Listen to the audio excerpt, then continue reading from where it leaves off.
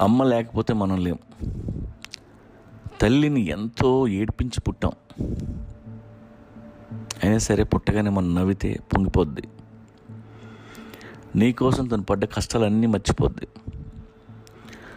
మొదటిసారి అమ్మ అని పిలిస్తే కరిగిపోద్ది. చూడ్డానికి ఈ బేబీలు క్యూట్గా ఉంటారు, కానీ తల్లి శరీరాన్ని నాశనం చేసేస్తారు. అంతకు ముందులా స్ట్రాంగ్గా ఉండదు తల్లి. ఒక్క డెలివరీతో బాడీ మొత్తం డెలికేట్ అయిపోద్ది. మళ్ళీ రికవర్ అంటే చాలా కష్టం. ఒక పులి తన పిల్లల్ని పెంచడానికి ఎన్ని కష్టాలు పడుతుందో వీడియో చూశాను.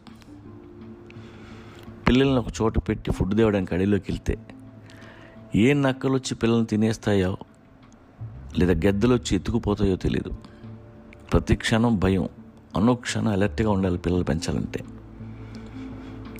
మన తల్లి కూడా ఒక పులే. నిన్నగాక మొన్నొచ్చే పెళ్ళిళ్ళు ఎన్నో లక్షల సంవత్సరాల నుండి తల్లులే పిల్లల్ని పెంచుకుంటూ వచ్చారు. మొగుడు ఎలాంటివాడైనా ఉన్నా లేకున్నా కంటికి రెప్పలా మనల్ని చూసే తల్లే. తల్లి లేని పిల్లల్ని అడగండి, వాళ్ళు ఎన్ని కష్టాలు పడ్డారు. మొగుడు సంపాదించినా సంపాదించకపోయినా, ఇంటికి వచ్చినా రాకపోయినా పిల్లల కడుపు నిండితే కానీ ఏ తల్లి పడుకోదు. అందుకే తండ్రి కంటే ఇప్పుడు తల్లే గొప్పది అంటారు. కానీ చివరికి తల్లిని ఎక్కువగా బాధ పెట్టేది ఆ పిల్లలే. అమ్మ కాళ్ళకి చుట్టేసుకొని అమ్మ కొంగు పట్టుకొని తిరుగుతాం, కానీ వయసు వచ్చాక వేరే కొంగు పట్టుకొని పోతాం. చిన్నప్పుడు అమ్మ ఏం చెప్పినా ఆశ్చర్యంగా వింటాం, పెద్ద అయినాక అమ్మ ఏం చెప్తున్నా చాదస్తంగా ఉంటుంది. ఏ పిల్లలు మీ మాట వినరు, విన్నట్టు నటిస్తారు. అందుకే వృద్ధాప్యంలో ప్రతి తల్లి ఏడుస్తుంది, ఏడవలసిందే, తప్పదు. అందుకే ప్రతి తల్లికి చెప్తున్నా, వృద్ధాప్యంలో మీ పిల్లల్ని తిండి తప్ప ఏమీ అడగొద్దు. ఆశలు తగ్గించుకోండి, ఆరాటం తగ్గించుకోండి, నవ్వుతూ కనిపించండి, ఆరోగ్యం కాపాడుకోండి, వీలైతే ఒంటరిగా బ్రతకండి.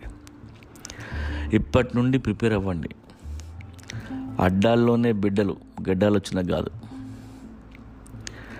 రెక్కలు వస్తాయి, పిట్టలు ఎగిరిపోతాయి, ఎక్కడెక్కడో గూళ్ళు కట్టుకునేవ్వండి. అడవిలో ఆ తల్లి పక్షులు ఎలా మిగిలిపోతాయో మనం అంతే. వయసు మళ్ళీ మనము పసిపిల్లల్లాగే తయారవుతాం. మోకాళ్ళు నీరసించి తప్పటడుగులు వేస్తాం. కొన్ని గుర్తుంటాయి, కొన్ని గుర్తుండవు. అన్నం ముద్ద తింటుంటే చేతులు వణుకుతుంటాయి, మాటలు సరిగ్గా రావు. ఎదురుగా పిల్లలు ఉంటారు, అమ్మా అని పేదాలు కదులుతుండే కానీ ప్రాణాలు పోతాయి. అంతే జీవితం.